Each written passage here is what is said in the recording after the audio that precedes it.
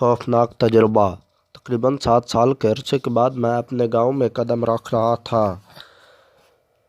جب میں گاؤں سے نکلا تھا اس وقت میرا ذہن قطعی طور پر اس صورتحال کے لیے تیار نہیں تھا۔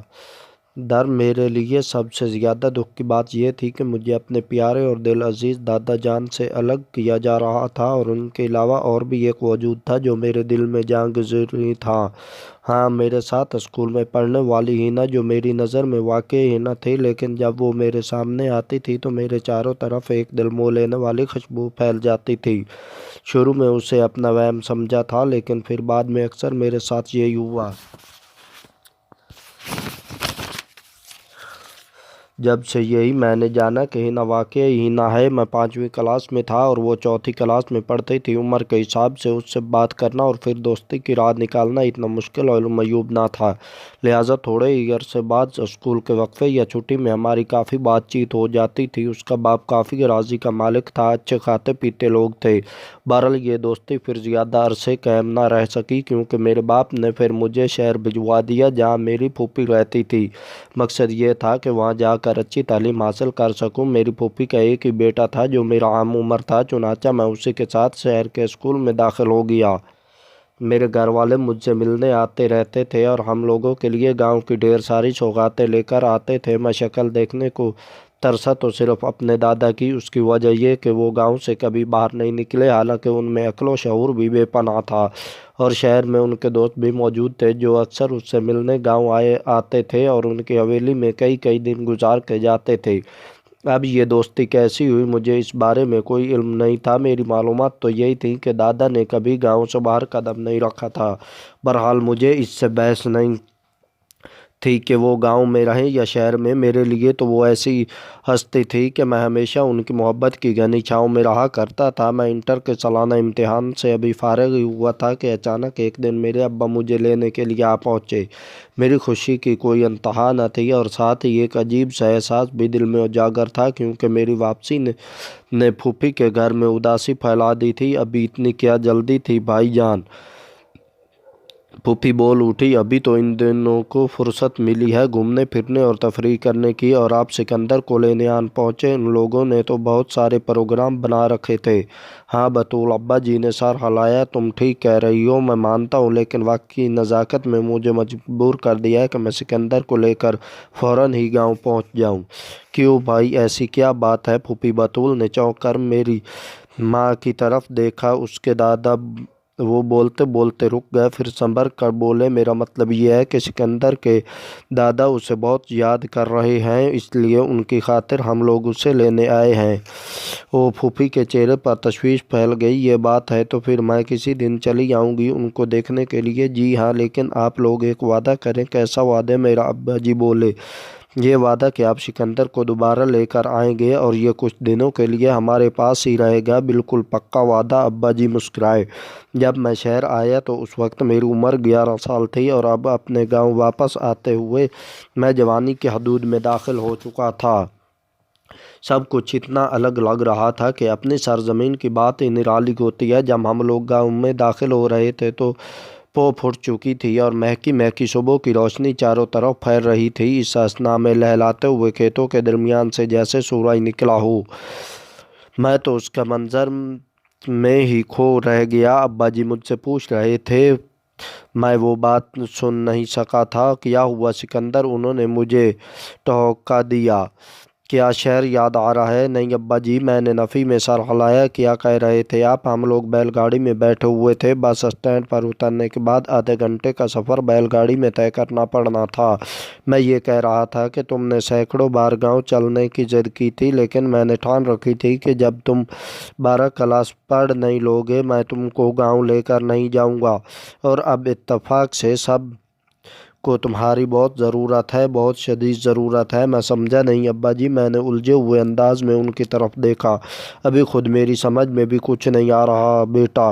ابا جی نے ایک ٹھنڈی سانس بھری۔ میں تمہیں کیا سمجھاؤں؟ آپ تو مجھے الجھا رہے ہو ابا جی۔ میرا لہجہ واقعی الجھا ہوا۔ ابا جی نے عجیب سی بات کی تھی، اور پھر راستے پر انہوں نے اسی موضوع پر کوئی بات نہیں کی۔ وہ کسی سوچ میں گم تھے اور میری الجھن بڑھ رہی تھی۔ پھر میں نے پوچھا، ابا جی یہ تو بتائیں دادا جی کو کیا ہوا ہے، کون سی بیماری ہوئی ہے ان کو؟ ربا جانے، وہ بولے یہی تو بات ہے جو سمجھ میں نہیں آ رہی میرے بچہ۔ سب سے پہلے ہم اپنے گھر پہنچے تھے جہاں میری اماں اور میری چھوٹی خالہ بے چینی سے میرا انتظار کر رہی تھی۔ گھر میں داخل ہوتے ہی مجھے ہاتھوں میں رکھ لیا گیا۔ ایک عجیب سی خوشی اور اطمینانیت کا احساس میری روح و جان میں سما گیا۔ اپنوں کا اپنا پن کتنا قیمتی چیز ہے۔ گاؤں کے کچھ لوگ بھی اس وقت گھر میں موجود تھے۔ سب نے ہی مجھے 12ویں کلاس کا امتحان دینے کی مبارکباد دی اور مجھے اچھے نمبروں سے پاس ہونے کی دعائیں بھی ملی۔ تھوڑی دیر بعد سب لوگ اپنے گھروں کو لوٹ گئے۔ میری اماں اور خالہ نے دسترخوان بچھایا۔ کھانے کے ساتھ وہ مٹھائی بھی رکھی گئی جو محلے والے میرے لیے لائے تھے۔ کھانے وغیرہ سے فارغ ہونے کے بعد ابا جی نے کہنا شروع کیا، سکندر تم تھوڑا آرام کر لو، پھر دادا کی حویلی پر چلیں گے۔ اچھا ابا جی، میں نے سر ہلایا۔ دادا جی کے بارے میں تو کچھ بتائیں، مجھے بہت بے چینی ہو رہی ہے۔ میری بات سن کر ان تینوں نے ایک دوسرے کی شکل دیکھی۔ پھر اماں نے ایک طویل سانس لے کر کہا، کیا بتائیں بیٹا، نہ جانے کون سی آفت ٹوٹ پڑی ہے، یہ کیسی مصیبت ہے، کچھ سمجھ میں نہیں آتا۔ آپ لوگ تو پہیلیاں بجھوا رہے ہیں۔ میں جھلا سا گیا۔ ارے بتائیں تو آخر کیا بات ہے؟ بات یہ ہے بیٹا، ابا جی نے ٹھہرے ہوئے لہجے میں کہا، تمہارے دادا جی 2 مہینوں سے ہم لوگوں سے نہیں ملے۔ ہم لوگ ان کی شکل دیکھنے کو ترسے ہوئے ہیں۔ تو کیا وہ حویلی سے چلے گئے؟ میں نے پوچھا۔ نہیں سکندر، ابا جی نے سراتے ہوئے لہجے میں جواب دیا، وہ اگر کہیں چلے گئے ہوتے تو اتنا افسوس نہ ہوتا۔ وہ حویلی کے اندر ہی ہیں، لیکن کسی سے مل نہیں رہے اور نہ کسی کو اپنی شکل دکھا رہے ہیں۔ انہوں نے اپنے کمرے میں خود کو بند کر رکھا ہے، بلکہ یوں کہنا چاہیے کہ قید کر رکھا ہے۔ یہ بات سن کر میں حیرت سے ابا جی کی شکل دیکھنے لگا۔ یہ آپ کیا کہہ رہے ہیں ابا جی؟ تھوڑی دیر بعد میرے منہ سے نکلا، میں نہیں سمجھا۔ اب میں تمہیں کیسے سمجھاؤں سکندر؟ خود ان کا لہجہ الجھا ہوا سا تھا۔ اب تم خود ہی چل کر دیکھ لینا۔ میں تمہیں اس لیے لے کر آیا ہوں کہ وہ تم کو بہت چاہتے ہیں۔ ہو سکتا ہے تمہاری آواز ان کے کمرے کا دروازہ کھول دے، وہ دروازہ جو 2 مہینوں سے بند ہے۔ ہاں، میرے 2 چچا اور ان کی فیملی دادا جان کے ساتھ ان کی حویلی میں رہتے تھے۔ جب میں وہاں پہنچا تو وہ سب لوگ ہی مجھ سے پیار محبت سے ملے۔ حویلی کے 2 پرانے ملازم بھی ان میں شامل تھے۔ پھر میں اور ابا دادا جان کے کمرے کی طرف بڑھے اور دوسرے لوگ راہداری کے کونے پر ہی رک گئے۔ سب لوگوں کی نظریں مجھ پر اس طرح جمی ہوئی تھی جیسے انہیں مجھ سے کوئی بہت بڑی امید ہو، اور میں فی الحال اس معاملے کی نوعیت کو سمجھنے سے قاصر تھا۔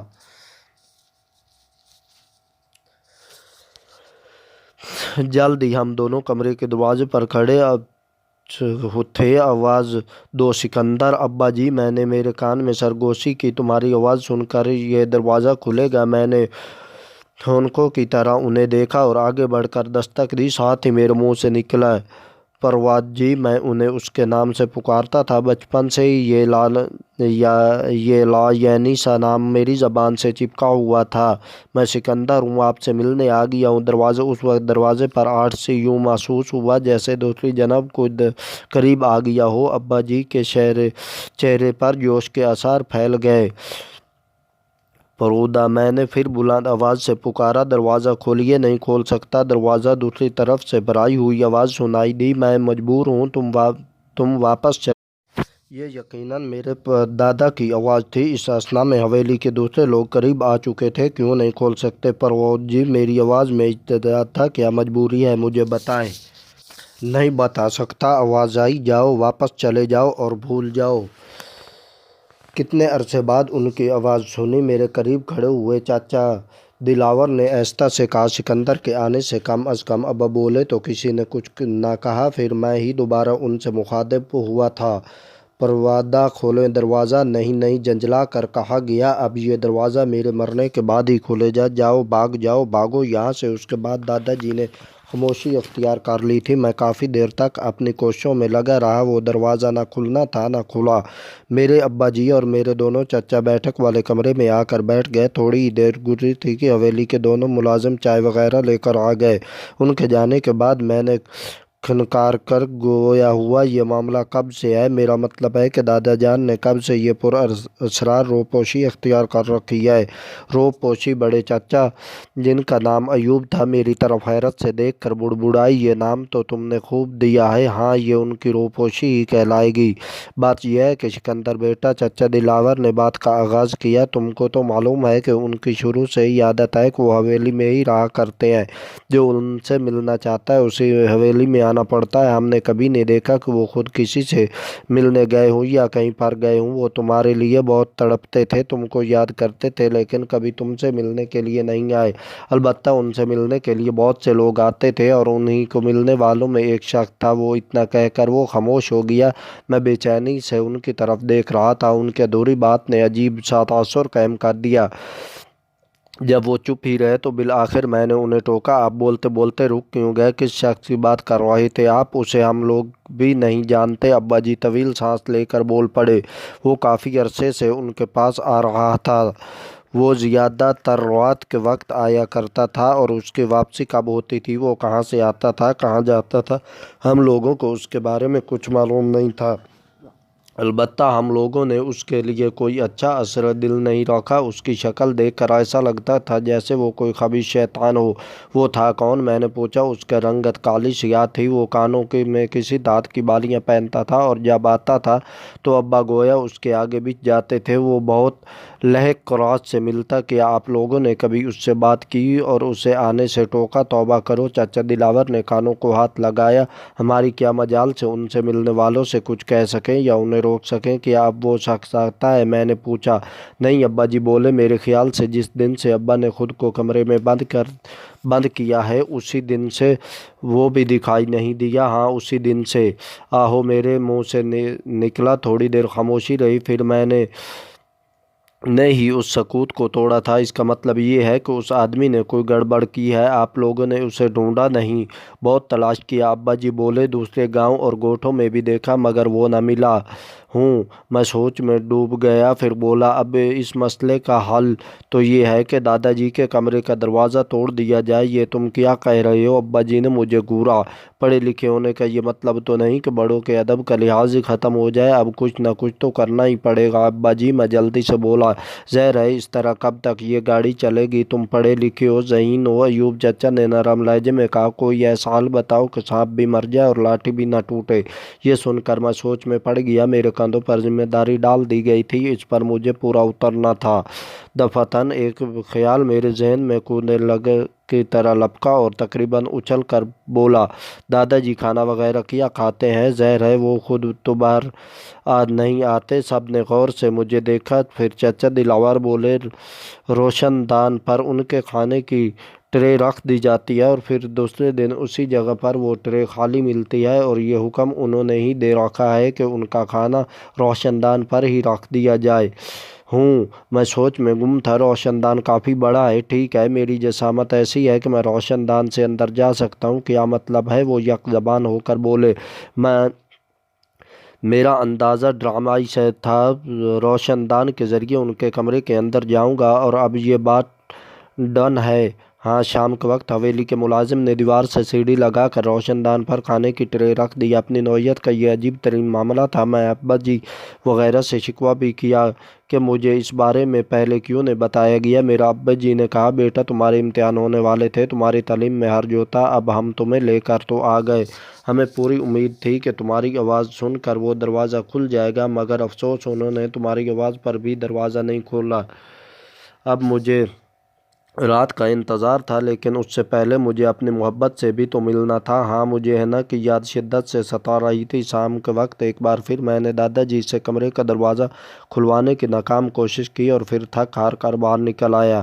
میرا رخ ہینا کے گھر کی طرف تھا۔ جیسے جیسے میرے قدم اٹھ رہے تھے دل کا حال عجیب سا ہو رہا تھا، گویا دھڑکنیں قابو سے باہر ہو رہی تھی۔ اتنے سالوں میں وہ کتنی بڑی ہو چکی ہوگی، اب تو وہ بھی جوان ہو گئی ہوگی، کیا وہ مجھے یاد کرتی ہوگی؟ کئی سوالات ذہن میں آتے رہے، اور میرا فیصلہ نہ جانے کب طے ہو گیا۔ میں ہینا کے گھر کے سامنے کھڑا تھا۔ ہینا کی محبت ایک ایسا راز تھا جو میرے دل کے اندر تھا، کسی کو بھی اس کے بارے میں معلوم نہ تھا۔ میں پہلے کبھی اس کے گھر آتا رہا تھا، لیکن اتنے سالوں بعد اب مجھے ڈر سا لگ رہا تھا۔ میں دروازے پر کھڑا ہو کر دستک دینے کے بارے میں سوچ ہی رہا تھا کہ کھٹ سے دروازہ کھلا اور میں گویا ڈوبتے ہوئے سورج کی حسین کرنوں میں نہا گیا۔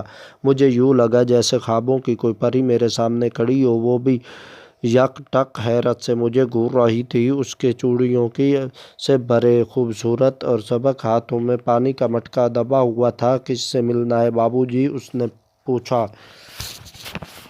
مجھے میں ہکلایا۔ ہینا سے ملنا ہے؟ میرا نام سکندر ہے۔ نام سن کر وہ بری طرح چونکی، پھر اچھلی اور اس کے چہرے پر خوشی کے آثار پھیل گئے۔ تم سکندر ہو؟ ہاں، میں ہمکو کی طرح سر ہلا کر بولا۔ میں ہینا ہوں۔ وہ مسکرائی۔ میرے چاروں طرف پھول سے کھل اٹھے۔ رفتاً اندر سے ایک کڑک سی زنانہ آواز آئی، ارے تو کس سے بات کر رہی ہے ہینا؟ یہ یقیناً اس کی ماں کی آواز تھی۔ کچھ مرحلے طے کرنے کے بعد میں ہینا کے گھر کے اندر داخل ہو گیا۔ ہینا کا باپ کہیں گیا ہوا تھا۔ اس کی ماں مجھ سے بہت محبت سے ملی۔ میں سوچ بھی نہیں سکتا کہ میرے خیالوں میں آنے والی ہینا سے یہ ہینا کہیں زیادہ خوبصورت نکلے گی۔ میرا بچپن ایک بار پھر لوٹ آیا۔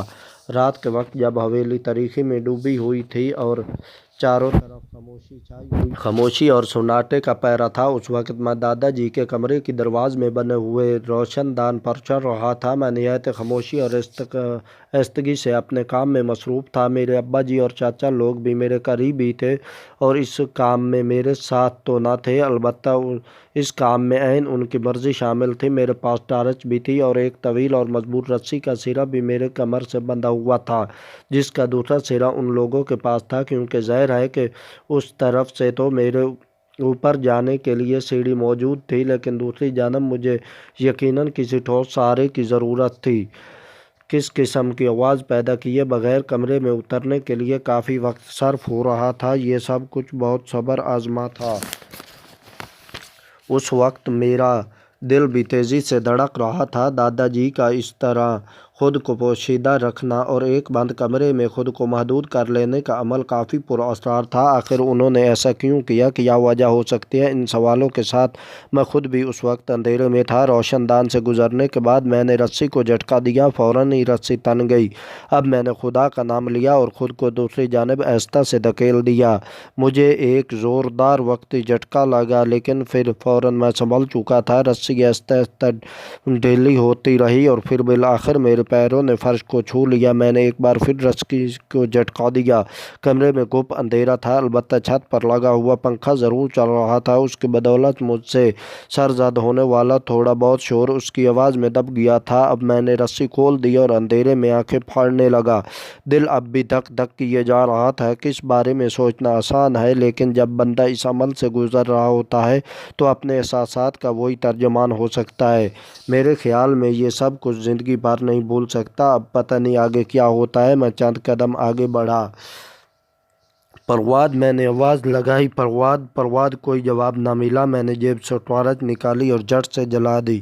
کمرے میں کوئی نہیں تھا۔ دادا جی کا بستر خالی تھا اور دائیں جانب والی دیوار میں موجود دروازہ کھلا ہوا تھا۔ یہ دروازہ حویلی سے باہر کھلتا تھا۔ میں جلدی سے بند دروازے کی طرف بڑھا تاکہ ابا جی وغیرہ کو اندر بلا سکوں۔ میں نے پہلے کمرے کی لائٹ روشن کی، پھر دروازہ کھول دیا۔ میرے ابا جی اور دونوں چچا اندر آ گئے اور میری شکل دیکھنے لگے۔ وہ کہاں ہیں؟ ابا جی نے پوچھا۔ ان کا انداز ڈراوا سا تھا۔ کمرے میں نہیں ہیں، میں نے بتایا، اور دوسرا دروازہ کھلا ہوا ہے۔ اوہ! کیا وہ باہر گئے ہیں؟ ان کے منہ سے نکلا۔ پھر ہم لوگ جلدی سے دوسرے دروازے کی طرف لپکے اور حویلی سے باہر نکل آئے۔ چاروں طرف پھو کا عالم تھا، اندھیرے اور سناٹے کا راج تھا۔ چاند کی پھیلی ہوئی دھیمی سی روشنی میں جھومتے ہوئے درخت اور سرسراتی ہوئی جھاڑیاں کچھ عجیب سا ماحول پیش کر رہی تھی۔ ہم لوگ چاروں طرف دیکھ رہے تھے اور قدم آگے بڑھا رہے تھے۔ دفعتاً ہوا کے دوش پر کسی کے رونے کی سسکیاں لینے کی آواز گونجی۔ ہم ٹھٹک کر رہ گئے۔ یہ آواز کس کی ہے؟ میں ہکلایا۔ ہش! ابا جی نے مجھے چپ کرایا۔ آواز مت نکالو، آؤ ادھر دیکھتے ہیں۔ اور پھر جھاڑیوں اور درختوں کے درمیان سے نکلتے ہوئے ہم اس جگہ پہنچے جہاں پہ رونے کی آوازیں اور سسکیاں بلند ہو رہی تھیں۔ درختوں کے درمیان میں ایک چوڑے سے پتھر پر کوئی بیٹھا ہوا تھا۔ ہم لوگوں کی طرف اس کی پشت تھی۔ اس کا حلیہ سا دکھائی دے رہا تھا۔ آہستگی سے چلتے چلتے اب ہم لوگ اور قریب آ گئے تھے اور یہ میں نے کیا دفعتاً سسکیوں کے درمیان میں ایک جانی پہچانی آواز گونجی۔ میں نے لالچ نہ کیا ہوتا، کاش میں شیطان کے بہکاوے میں نہ آتا، میری عقل پر پتھر پڑ گئے تھے۔ اب تو میں کسی کو منہ دکھانے کے قابل بھی نہیں رہا۔ میرا وجود، اے مالک مجھے معاف کر دے، مجھے معاف کر دے۔ تیرا قانون اٹل ہے، جو تیرا نظام ہے کوئی اسے چھو بھی نہیں سکتا۔ اسے بدلنا تو دور کی بات، شیطان نے مجھے دوبارہ جوان ہونے کا خواب دکھایا اور میں اس حال کو پہنچ گیا۔ یہ یقیناً دادا جی کی آواز تھی۔ ایسے میں مجھے اور تو کچھ نہ سوجی، میں نے جیب سے ٹارچ نکالی اور اس کا بٹن دبا دیا۔ فوراً ہی روشنی کے دائرے کے سامنے کا منظر دکھا دیا۔ ایک طویل چیخ تھی جو بے ساختہ میرے گل سے برآمد ہوئی تھی۔ میرے ساتھ آنے والوں کا حال بھی زیادہ اچھا نہیں تھا۔ ہمارے سامنے دادا جی موجود تھے، لیکن انہیں صرف شکل سے ہی پہچانا جا سکتا تھا، کیونکہ ان کے پورے جسم پر سیاہ رنگ کے بال تھے اور یہ بال اتنے لمبے تھے کہ ان کا پورا جسم ان بالوں سے ڈھکا ہوا تھا۔ پہلی نظر میں دیکھ کر یوں گمان ہوتا ہے جیسے سامنے کوئی گوریلا یا بن ماسک کھڑا ہو۔ ہم لوگ ہکا بکا انہیں دیکھ رہے تھے، وہ خود بھی دم بخود تھے۔ نہ جانے کتنے لمحے اس طرح گزر گئے اور پھر دادا جی اٹھے اور ایک جانب بھاگنے لگے۔ رک جاؤ ابا، رک جاؤ۔ نہیں، وہ بھاگتے ہوئے گرجے، میں اب مر جاؤں گا، میں زندہ نہیں رہوں گا۔ روکو ابا، رکو۔ سب ہی دوڑ پڑے اور پھر بڑی مشکل سے انہیں قابو کر کے روکا گیا۔ ایک بار پھر وہ دہاڑے مار مار کر رونے لگے تھے۔ یہ سب کیا ہے ابا جی؟ میرا ابا جی نے حیرت اور خوف کے ملے جلے تاثر سے پوچھا۔ میں ان کے عقب میں تھا، مجھے دادا سے شدید خوف محسوس ہو رہا تھا۔ یہ میرے جرم کی سزا ہے، وہ روتے ہوئے بولے۔ میں اس شیطان کی باتوں میں آ گیا تھا، اس کی لائی ہوئی دوائیں کھا کر میرا یہ حال ہو گیا۔ وہ کہتا تھا کہ ان جڑی بوٹیوں سے میں دوبارہ جوان ہو سکتا ہوں، میرے بوڑھے جسم کی جڑیاں ختم ہو سکتی ہیں، سفید بالوں کی جگہ سیاہ بال اگ سکتے ہیں، اور میں نے وہ دوائیں کھا لی۔ اب میرے پورے جسم پر سیاہ بالوں کا راج ہے۔ دادا جان کو واپس حویلی میں لے آیا گیا اور وہ سارے راستے روتے رہے۔ میرے ابا جی نے انہیں خوب تسلیاں دی، سینے سے لگایا۔ وہ واقعی اپنے ابا سے بے انتہا محبت کرتے تھے۔ کمرے میں آرام سے بیٹھنے کے بعد دادا جی نے اپنی کہانی سنائی۔ وہ حبشی تھا، کانوں میں بالیاں پہنتا تھا، ہمارے گاؤں کے قریب والے جنگل میں جڑی بوٹیوں کی تلاش میں آیا تھا، کچھ دنوں حویلی میں مہمان بھی رہا تھا۔ ہاں، میرے ابا جی چونکے، وہ ابلیس کی شکل والا تھا۔ ہاں، ہم نے دیکھا تھا، پہلی نظر میں ہمیں بہت برا لگا تھا۔ وہی ہوگا، انہوں نے بالوں سے بھرا سر ہلایا۔ باتوں باتوں نے اس نے بتایا کہ شہر میں اس کا دواخانہ ہے اور بڑی حیرت انگیز جادو اثر دوائیں بناتا ہے۔ وہ میرے پاس آتا رہا، مجھ سے ملتا رہا، پھر ایک دن اس نے بتایا کہ بڑھاپا بھی ایک مرض ہے اور اس نے اس مرض کی دوا دریافت کر لیا۔ پھر اس نے مجھے دوبارہ جوان ہونے کا مشورہ دیا۔ میں نے فوراً ہی حامی بھر لی اور اس کی باتوں میں آ گیا۔ اس نے مجھ سے کافی روپیہ بھی وصول کیا اور مجھے چند دوائیں دے دیں، تو میں ان دوائیں کو استعمال کیا اور میرا تو پہلا تجربہ تھا، میرا خیال ہے کہ اس ڈاکٹر کا بھی پہلا ہی تجربہ تھا۔ جب میرے جسم پر بال اگنا شروع ہوئے تو اس بات کا اسے علم ہو گیا اور وہ اپنی دواؤں کا رد عمل دیکھ کر بھاگ کھڑا ہوا۔ ابا جی کے منہ سے نکلا۔ پھر وہ شکایت بھرے لہجے سے دادا سے بولے، لیکن آپ نے خود کو کمرے میں کیوں بند کر لیا؟ آپ کم از کم ہمیں تو آگاہ کرتے، آپ نے ہمیں بالکل اپنا سمجھا ہی نہیں۔ ہمیں بہت دکھ ہوا۔ یہ سن کر دادا جی سے ضبط نہ ہو سکا اور ایک بار پھر رو پڑے۔ کمرے کی فضا بوجھل سی ہو گئی۔ کافی دیر تک خاموشی کا سکوت رہا، ہر کوئی اپنی سوچ میں گم تھا اور میں اس وقت دادا جان کی نظروں سے چرا رہا تھا۔ سچ تو یہ تھا کہ مجھے ان سے خوف محسوس ہو رہا تھا۔ مجھے یوں محسوس ہو رہا تھا جیسے جنگل کے شکاری نے بن ماس کو پکڑ کر اس کی گردن کاٹ کر دادا جی کا سر ان کی جگہ فٹ کر دیا ہو۔ وہ بار بار مجھے ہی دیکھ رہے تھے اور پھر کسی خیال کے تحت ہونٹ بھینچ لیتے۔ انہیں شاید میری کیفیت کا اندازہ ہو رہا تھا۔ وہ منحوس ڈاکٹر کہاں رہتا ہے؟ ابا جی نے کسی خیال کے تحت پوچھا۔ شہر میں، دادا جی بولے۔ شہر میں کہاں ابا جی؟ اس نے بتایا کہ شہر میں پرانا پھاٹک ہے، ریلوے پھاٹک، وہاں پرانی سی مال گاڑی بھی کافی عرصے سے خراب حالت میں کھڑی ہے، اس کے آس پاس کہیں پر اس کا دواخانہ۔ اچھا، ابا جی نے سر ہلایا، میں ڈھونڈ لوں گا اسے۔ اس نے آپ کو اس حال میں پہنچایا تو اب وہ اس کا علاج بھی کرے گا۔ پھاٹک کے پاس تو کیا، اگر وہ پاتال کی گہرائیوں میں بھی ہوگا تو میں اسے ڈھونڈ لاؤں گا۔ کہاں بھاگ کر جائے گا وہ؟ میرا ابا جی اپنے دھن اور بھی بتا کے پکے تھے۔ میں ان سے اچھی طرح واقف تھا۔ وہ چچا دلاور کو ساتھ لے کر شہر چلے گئے اور ادھر حویلی میں وہی معمولات چلتے رہے۔ دادا جی کی پر اسرار بیماری کا راز ہم ہی لوگوں کے درمیان تھا۔ انہیں ویسے ہی کھانا دیا جا رہا تھا اور وہ اسی طرح کمرے میں مقید رہے۔ اب یہ بات مجھے اچھی طرح معلوم تھی کہ وہ روشن دان سے کھانے کی ٹرے کس طرح اٹھاتے تھے۔ میں نے کمرے میں ایک کافی اونچا اسٹول رکھا دیکھا تھا، وہ یقیناً اسی کام آ رہا تھا۔ وہ لوگ شہر گئے اور یہاں کے ہنا کے گھر کے خوب چکر کاٹتا رہا۔ دل کھول کر ہماری باتیں ہوتی رہی اور مجھے یقین ہو گیا کہ ہنا اب بھی مجھے روز اول کی طرح چاہتی ہے۔ 5 دن بعد اچانک ہی رات کے وقت میرے ابا جی اور چاچا دلاور کی واپسی ہوئی۔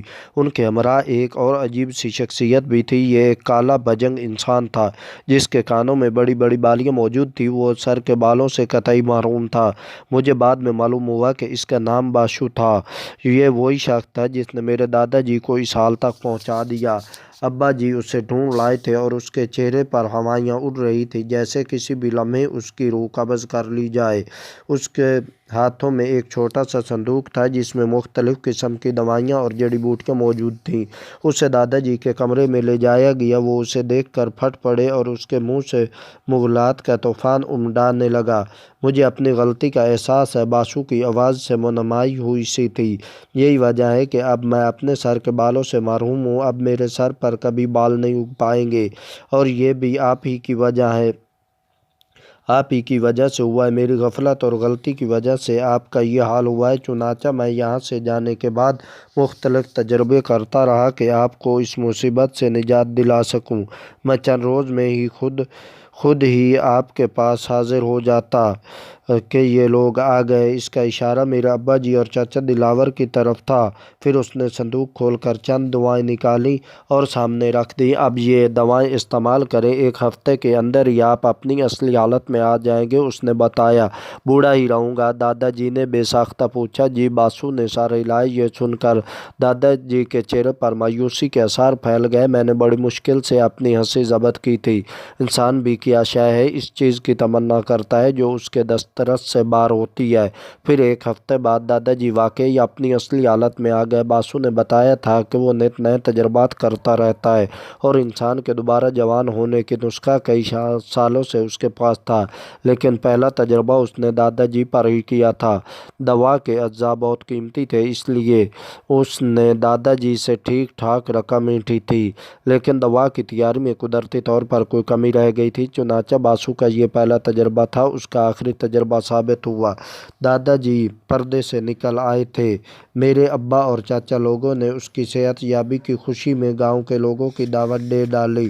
اس وقت میں کیوں پیچھے رہتا؟ یہی تو موقع تھا جب میں اپنی ماں جی کو ہنا کے گھر پر روانہ کر دیا تاکہ وہ لوگ بھی اس دعوت میں شریک ہو جائیں، اور مجھے یقین تھا کہ ہنا کو دیکھ کر میرے گھر والے میری بات چیت پکی کیے بغیر نہیں رہ سکیں گے۔ ہاں، 100% ایسا ہی ہوا۔